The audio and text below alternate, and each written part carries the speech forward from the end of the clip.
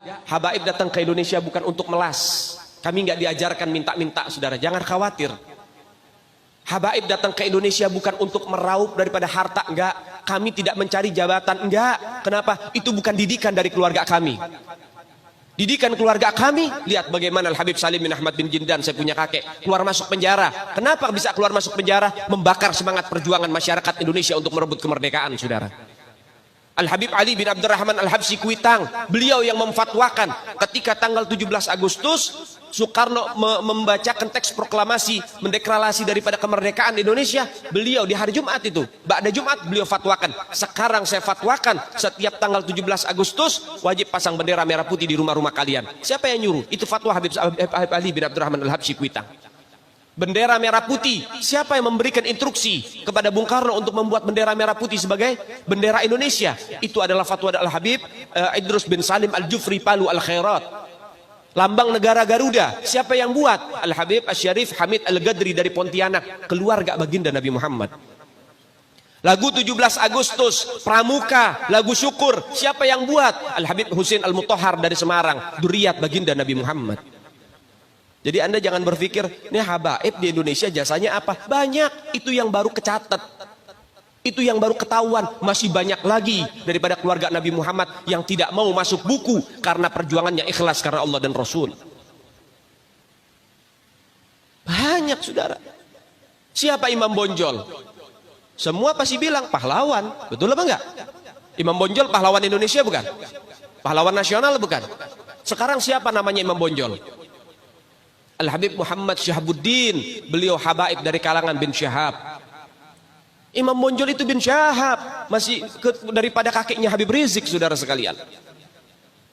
Itu keluarga daripada Nabiuna Muhammad, keturunan Sayyiduna Muhammad.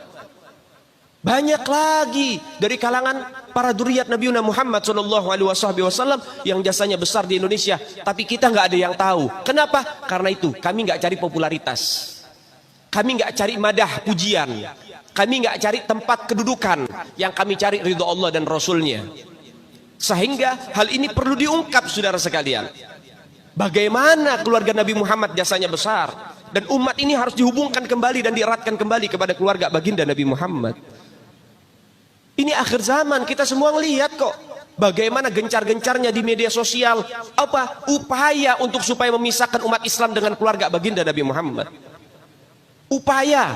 Upaya keras supaya habaib dibenci ada di Indonesia. Mulai Habib dengan kiai diadu, Habib dengan ustadz diadu. Mulai ada hal-hal semacam itu. Apa? Dendam politik, saudara. Gak keluar dari situ. Karena dendamnya kepada Habib Rizik sehingga akhirnya demikian. Habib Rizik itu siapa? Keluarga Nabi Muhammad, keturunan Nabi Muhammad, cucunya Nabi Muhammad. Beliau bukan penjahat kok, bukan koruptor. Beliau nggak pernah bawa lari uang rakyat. Beliau nggak pernah ngerugiin negara. Beliau tidak pernah mencemarkan nama baik negara. Beliau itu bukan penjahat, saudara. Bukan penjahat. Apa masalahnya dia? Sehingga dicecar sedemikian rupa. Cuman masalah prokes doang 4 tahun, saudara. Berapa banyak di luar sana pejabat, aparat, bahkan rakyat yang melanggar prokes gak ada yang ditahan. Kenapa cuman Habib Rizik yang ditahan? Ini upaya untuk supaya umat Islam benci terhadap keluarga baginda Nabi Muhammad. Hati-hati, saudara sekalian. Nabi bilang, man mata ala bugdi ahlul bait mata yahudian atau nasranian. Siapa orang yang mati membawa benci kepada keluarga baginda Nabi Muhammad, dipastikan mati dalam keadaan Yahudi ataupun Nasrani, atau dalam bahasa daripada sederhananya mati dalam keadaan murtad. Sahabat tanya, wa in sama wa shalla ya Rasulullah, walaupun orang itu puasa, walaupun orang itu sholat, apa tetap hitung mati murtad?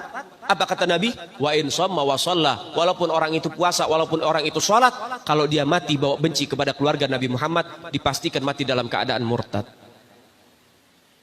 Ini Nabi yang punya mau, bukan kita habaib. Dan seharusnya yang membahas masalah fadailul ahlul bait, keutamaan para habaib, bukan dari mulut saya, bukan dari mulut Habib Khalid wala Habib yang lain, bukan, tapi daripada mulut para guru-guru kita. Mereka yang lebih punya kewajiban untuk membahas masalah ini ke umat, saudara. Kenapa? Supaya tidak ada fitnah. Kalau saya yang bicara begini akan ada pertanyaan, itu maunya Habib, itu maunya dia, itu mah dalil buat-buatan dia. Terserah Anda.